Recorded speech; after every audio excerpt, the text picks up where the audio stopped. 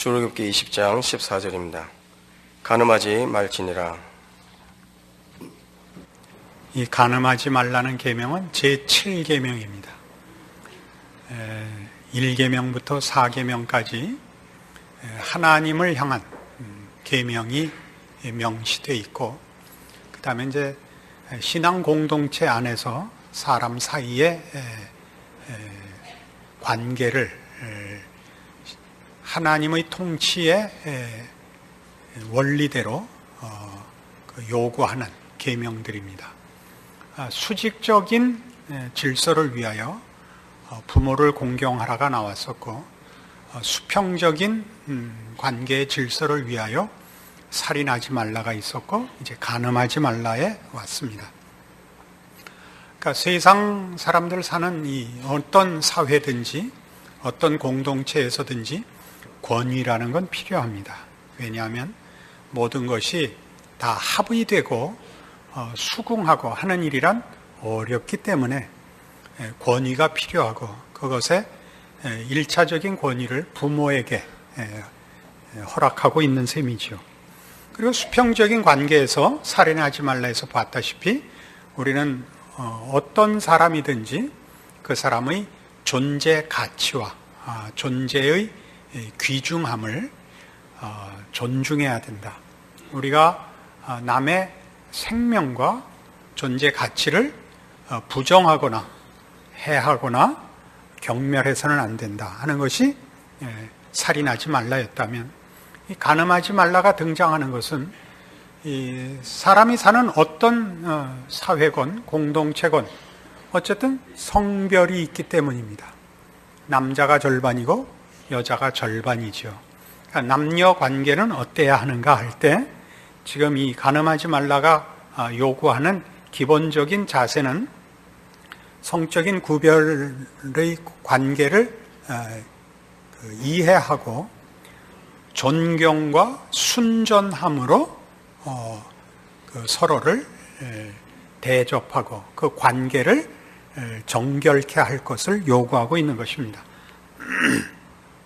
그러니까 간음한다는 것은 그런 정상적이고 하나님의 통치에 준하는 거룩한 관계를 깨는 것을 말하죠. 마태복음 5장에서 성경의 가르침에 의하면 예수님께서 직접 말씀하시기를 이 간음의 문제를 좀 더 깊이 파헤치고 있습니다. 마태복음 5장 27절입니다. 또 간음치 말라 하였다는 것을 너희가 들었으나 나는 너희에게 이르노니 여자를 보고 음욕을 품는 자마다 마음에 이미 간음하였느니라 라고 해서 이 계명을 훨씬 깊이 다루고 있는 것을 보게 됩니다. 음욕을 품으면 이미 간음을 한 것이다.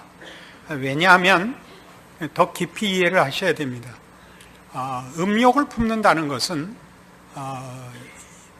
상대방을 인격적 존재로 존중하지 않고 오직 쾌락의 대상으로만 생각하는 것을 말합니다. 그러니까 이 문제는 이제 더 다루어 나가면서 분명해지겠지만 그 범위가 굉장히 넓습니다. 우리는 이미 살인하지 말라 해서 누구를 미워하거나 누구에 대해서 분노 혹은 경멸하는 것이 살인에 해당하는 범죄인 것을 보았습니다. 상대방의 존재를, 그 가치와 존재의 의미를 경멸하는 것, 부정하는 것이 살인이었듯이 간음이라는 것은 한 인격체를 인격적인 존재로서가 아니라 이런 어떤 부분적인 또는 아주 제한된 목적으로 격화시키는 것이 다 간음죄에 해당하게 되는 것입니다. 이것이 그렇게 이해할 수 있는 이유는 디모데전서 6장에 가시면 이런 동일한 이해를 돕는 말씀 때문에 그렇습니다. 341페이지 신약성경 디모데전서 6장 9절입니다. 부하려 하는 자들은 시험과 올무와 여러 가지 어리석고 해로운 정력에 떨어지나니 곧 사람으로 침륜과 멸망에 빠지게 하는 것이라. 돈을 사랑함이 일만하게 뿌리가 되나니 이것을 사모하는 자들이 미혹을 받아 믿음에서 떠나 많은 근심으로써 자기를 찔렀도다. 부자 되는 것이 뭐가 잘못이냐? 돈을 좋아하는 게 뭐의 잘못이냐? 하는 문제를 이해하셔야 됩니다. 요즘은 뭐 공공연하게 부자 되세요가 이제 축복의 덕담이 됐죠. 그죠? 좋습니다. 부자 되는 거 좋고 돈이 많으면 많은 것을 할 수 있습니다. 그러나 성경이 부자 되는 것을 경계하고 돈을 사랑하는 것이 일만하게 뿌리라고 얘기하는 것은 경제적 측면을 얘기하는 것이 아니고 경제 활동이나 혹은 경제적인 여유에 대해서 정죄하는 것이 아니라 돈으로 할 수 있는 것을 궁극적인 목적과 가치로 두는 것을 말합니다. 그러니까 예를 들면 영적인 것은 돈으로 못 삽니다. 그래서 예수님의 비유에 나오다시피 부자가 하늘나라에 들어가는 것은 낙타가 바늘귀로 들어가는 것보다 어렵다라는 비유에서도 나옵니다. 가난하면 들어간다는 뜻이 아닙니다. 부자면 무조건 들어간다가 아니라 여기서 말하는 부자, 여기서 말하는 돈을 사랑함은 세상을 사랑하는 것이죠. 세상적 가치를 궁극적인 목적으로 두어서는 안 된다. 하나님만이 또는 하나님의 나라만이 궁극적인 목적이어야 된다와 비교하는 것입니다. 그러니까 같은 맥락에서 간음이라는 것은 하나님이 만든 생명체를 하나님이 주신 가치와 하나님의 뜻에 부합되지 않게 목적하고 탐내는 모든 것이 간음에 해당하게 되는 것입니다. 그래서 이 문제는 다시 마태복음 5장으로 돌아오셔서 뒤에 이혼 문제와도 이렇게 연결이 됩니다. 마태복음 5장 31절 또 일렀으되 누구든지 아내를 버리거든 이혼 증서를 줄 것이라 하였으나 나는 너희에게 이르노니 누구든지 음행한 연고 없이 아내를 버리면 이는 저로 간음하게 하며 또 누구든지 버린 여자에게 장가드는 자도 간음함이니라 해서 간음을 하면 이혼 사유가 되지만 그렇지 않고는 이혼할 수 없고 이혼하지 않은 상태로 또 이혼의 사유가 없음에도 불구하고 다른 사람을 탐을 내면 그건 다 간음이 된다 이렇게 가르치고 있습니다. 그럼 이게 무슨 얘기가 되느냐? 우리가 부부로 살면서 아내를 놔둔 채로 다른 여자에게 흑심을 먹으면 그것이 간음이다. 그런 가르침이죠. 그런데 아내가 이혼당할 사유가 없이 그래서 이혼하지 않고 살면서 딴 여자에게 욕심을 가지거나 아내가 남편이 간음을 행하지 않았는데 그래서 이혼하지 않은 상태에서 딴 남자를 욕심을 내면 둘 다 간음에 해당합니다. 근데 여기서 중요한 것은 실제로 간음을 행하지 않았어도 앞에서 얘기한 것 같이 음욕을 품으면 간음한 것과 같은데 음욕을 품는다는 것이 이미 어떤 성적 상대방을 쾌락의 목적으로만 생각하고 인격적 가치로서 인정하지 않는 것으로서 간음에 해당한다. 이렇게 지금 우리가 풀어오고 있는 중입니다. 그런 차원에서 남편과 아내가 서로에 대해서 내가 딴짓은 하지 않고 있지만 남편과 아내에 대해서 이런 식의 불만을 가질 수 있습니다. 간음에 해당하는 불만. 왜 내 남편은 멋있지 않은가? 무능한가? 이렇게 사람이 눈치가 없는가? 이거 다 간음에 해당합니다. 이게 무슨 말도 안 되는 그런 생각이 드시죠?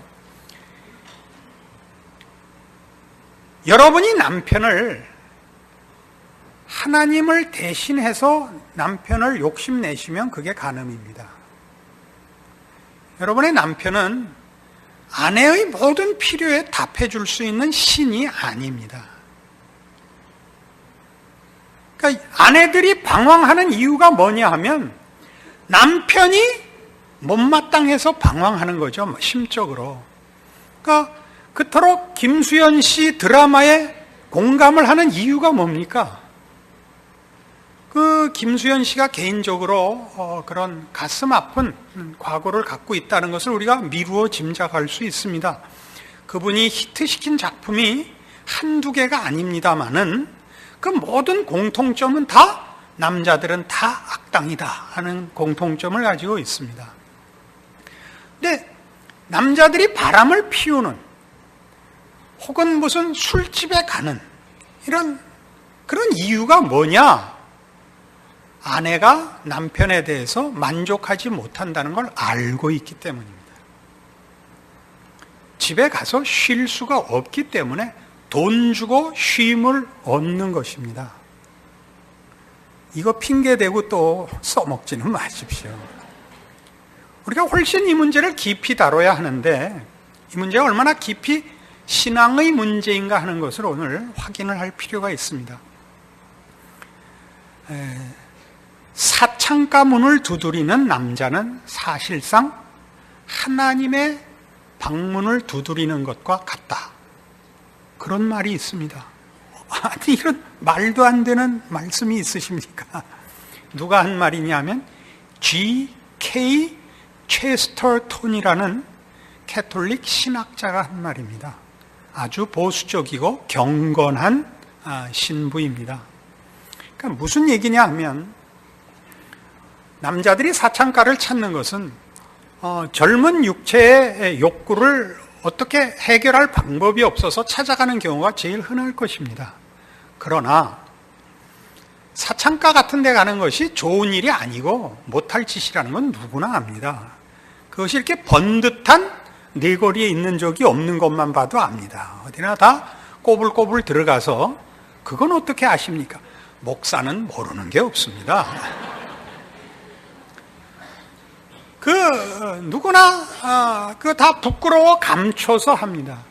그러니까 그 속에는 뭐가 있냐 하면 이렇게밖에는 해결할 수 없단 말인가라는 절망감을 안고 간다는 것이죠.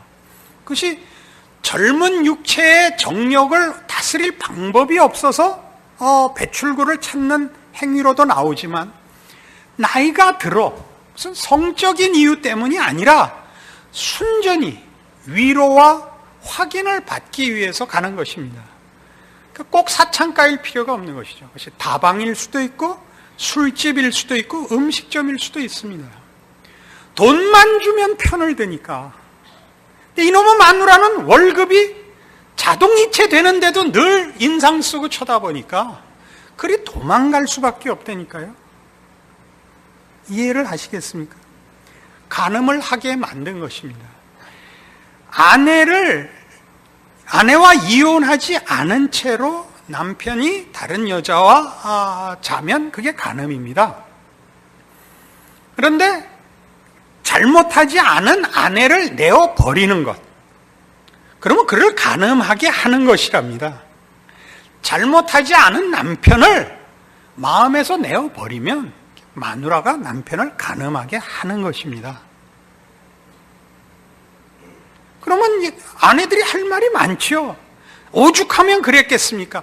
거기에 바로 이 문제가 나온다니까요. 남편은 여러분의 필요를 채우기 위하여 온 사람이 아닙니다. 무능하고 불쌍한 죄인입니다. 신이 아닙니다. 그거는 뒤집어서도 똑같습니다. 아내는 천사가 아닙니다. 우린 처음에 다 천사인 줄 알았죠. 눈 밑에 잔주름이 늘어가더니 무서운 호랑이로 변해버렸네. 가스펠송에도 나오는 가사 아닙니까? 왜 그렇게 됩니까?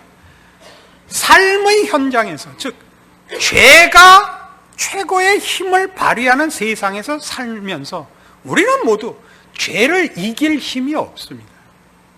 이 세상의 공격을 우리가 부부가 힘을 합쳐서도 이길 수가 없습니다. 그때 우리는 모든 책임을 상대방에게 뒤집어 씌우는 겁니다.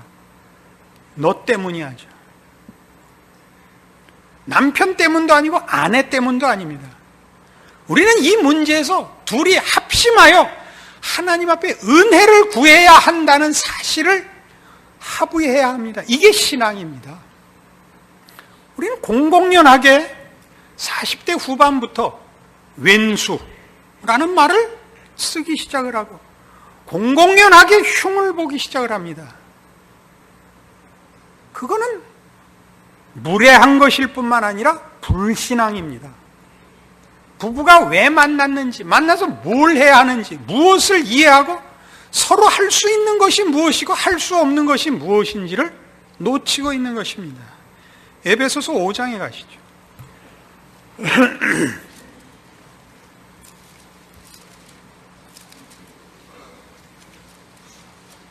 315페이지 에베소서 5장 20절입니다. 범사에 우리 주 예수 그리스도의 이름으로 항상 아버지 하나님께 감사하며 그리스도를 경외함으로 피차 복종하라.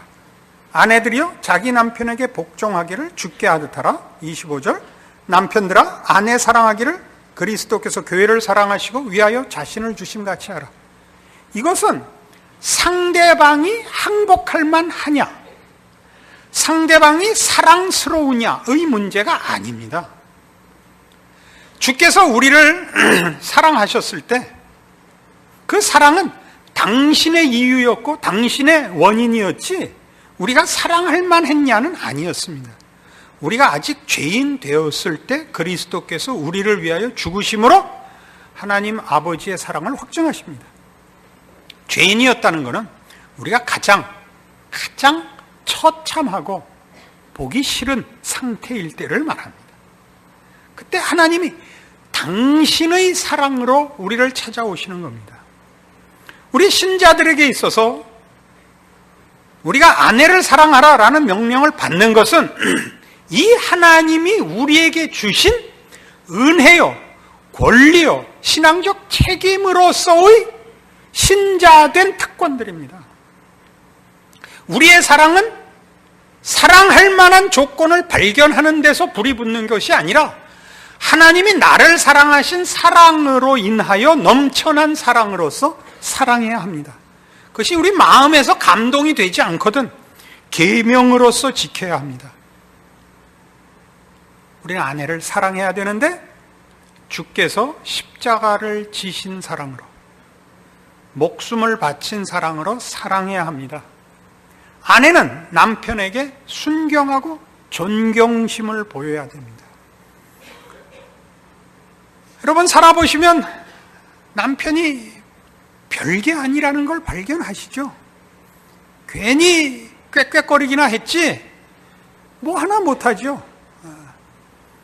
여러분 그 아내가 집에서 얼마나 많은 일을 하는가를 제가 압니다.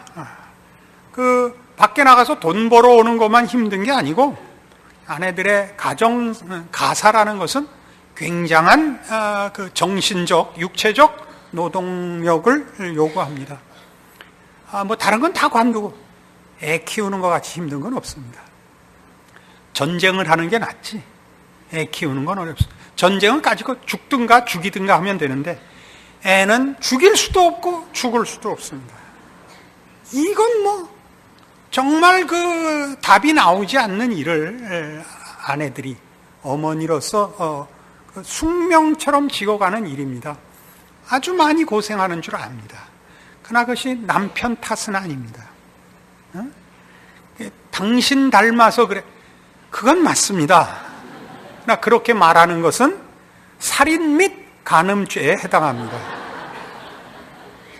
왜요? 아까도 얘기했다시피 남편은 신이 아닙니다. 여러분이 아내가 천사가 아니듯이 남편은 신이 아닙니다.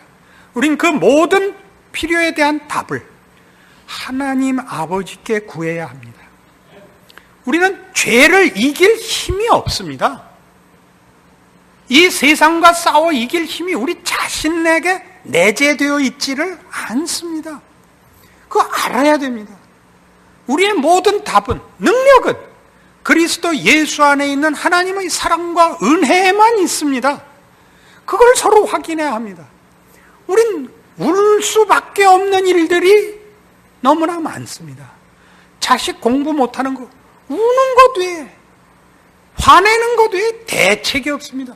화를 내서 그게 애가 공부를 잘하게 되거나 울어서 대학에 합격이 되지 않습니다. 그러나 그것밖에 할 게 없습니다. 우리는 하나님 앞에 기도를 하면 서울에 있는 대학교 못 다녀도 행복하게 삽니다. 그건 성경이 약속합니다. 들어가도 복을 받고 나와도 복을 받고 합격해도 복을 받고 떨어져도 복을 받습니다. 그러나 하나님을 모르며 하나님을 의지하지 않는 자들에게는 합격해도 저주를 받고 떨어져도 저주를 받습니다. 이걸 우리가 아는 자로서 이 신앙을 가지고 사셔야 됩니다. 성경이 얘기하는 모든 계명들은 우리 보고 지키라는 게 아닙니다. 왜요? 우리는 이걸 지킬 능력이 없습니다. 계명들로 인하여 성경이 우리에게 밝히는 게 뭐죠? 갈라디아서 3장에 이렇게 나옵니다. 에베소서 바로 앞이 갈라디아서입니다. 305페이지 갈라디아서 3장 23절. 믿음이 오기 전에 우리가 율법 아래 매인바되고 계시될 믿음의 때까지 갇혔느니라. 이같이 율법이 우리를 그리스도에게로 인도하는 몽학 선생이 되어 우리로 하여금 믿음으로 말미암아 의롭다함을 얻게 하려 함이니라. 믿음이 온 후로는 우리가 몽학 선생 아래 있지 아니하도다. 너희가 다 믿음으로 말미암아 그리스도 예수 안에서 하나님의 아들이 되었으니 누구든지 그리스도 합하여 세례를 받은 자는 그리스도로 옷 입었느니라. 자, 율법은 뭐라고요? 율법은 죄를 깨닫게 하고 율법은 우리를 그리스도에게로 인도하는 안내자에 불과합니다. 왜 우리를 율법이 그리스도에게로 인도하느냐? 율법으로 인하여 우리가 율법을 지킬 능력이 없다는 사실을 알며 죄가 밖에 있지 않고 우리 안에 있다는 걸 압니다. 그래서 그리스도의 필요성을 인정하게 됩니다. 여러분이 남편에 대해서 혹은 아내에 대해서 혹은 인생에 대해서 가지는 불만들, 그 불만들은 남편이나 아내나 세상에다 화를 낼 문제가 아니고 하나님께 도우심을 구해야 할 일들입니다. 아까 인용한 체스터톤의 말대로 사창가의 문을 두드린다는 것은 절망에 찬 인간이 할 수 있는 자폭입니다. 여러분, 부부싸움을 왜 합니까? 부부싸움이란 한 번 하고 두 번 하고 많아야 세 번 하면 알아먹어야 되는 거 아닙니까? 그런데도 반복하는 이유가 뭡니까? 답이 없는 이 절망의 인생과 자신의 존재의 무력함에 대한 신 앞에서의 투정이지요. 상대방을 향해서 화를 내는 게 아니지요, 사실은. 이 빌어먹을 팔자, 이 거지 발사계 같은 인생에 대하여 신 앞에 승질 부리는 거 아닙니까? 하나님, 그 많고 많은 사람 중에 하필 이따우를 줬습니까? 이거죠. 뭐가 없어서 하필 박씨를 줬냐 이거예요. 또 흥분의 집에 간 게 좋았어요, 그나마. 놀분의 집에 간 게 나빴지. 당신이 놀부니까 이 박에서 그런 게 나왔지. 제 답은 그겁니다만은 우리 모두가 이 화를 내고 있는 겁니다. 어거스틴이 이런 답을 했어요. 이런 형편에 대해서. 하나님 안에서 쉼을 얻을 때까지 우리 마음은 안식을 누릴 수 없습니다. 이걸 남편 보고 해달라 그러니까 싸움이 그치지 않죠. 그러니까 평생 입에 달고 다니죠. 저 왼수, 저 바보. 이것까지 남편한테 다 화를 내더라고요. 네가 나온 대학을 왜 내 아들이 못 가는 거야?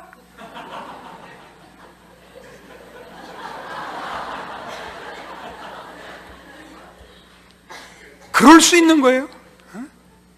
아니, 남편한테 이럴 수, 당신은 남의 아들이잖아.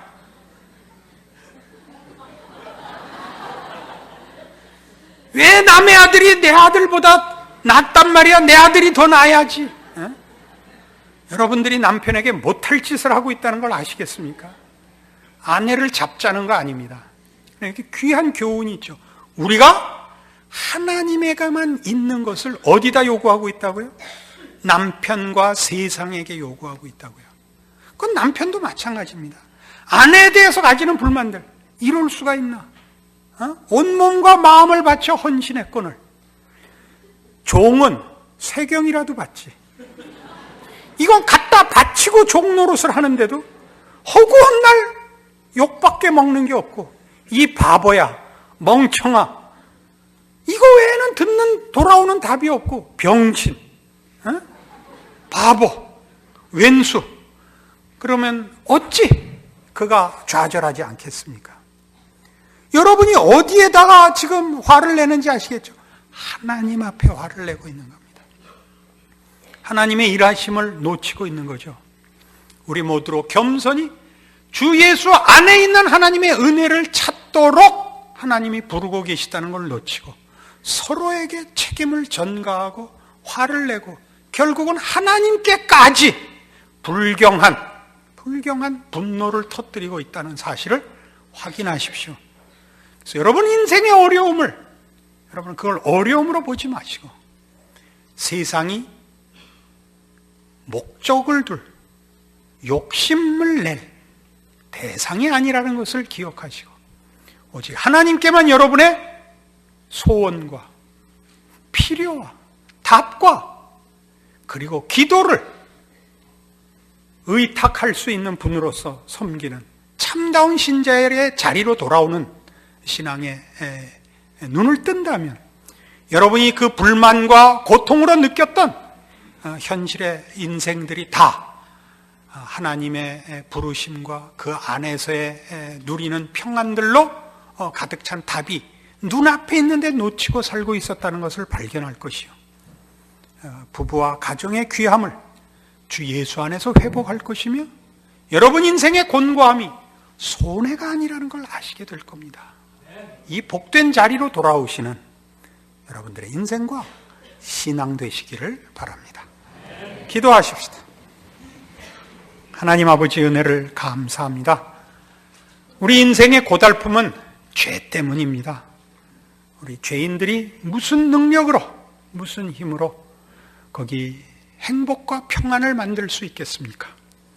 오직 우리의 필요는 다 하나님께만 있어서 저 시편 기자들이 즐겨 노래한 것 같이 여호와는 나의 힘이시요 구원이시요 방패시요 상급이시요 찬송이시요 피난처시요 산성이시요 우리의 자랑이시요 우리의 승리시요 우리의 하나님이십니다. 우리가 잠깐 혼동하여 세상의 것에 또는 사람에게 하나님께 구해야 할 것을 헛되게 다른 데서 찾아서 자폭하고 슬퍼하고 절망하고 투정 부리는 미련한 자리에서 벗어나 하나님께서 주 예수 그리스도 안에서 넉넉히 주신 성도들의 복들을 누리는 신앙의 참다운 자리 지킴과 거기서만 확인되는 평안과 행복과 권세를 누리는 믿음의 가정들, 믿음의 인생들 되게 하여 주시옵소서. 예수님 이름으로 기도합니다. 아멘.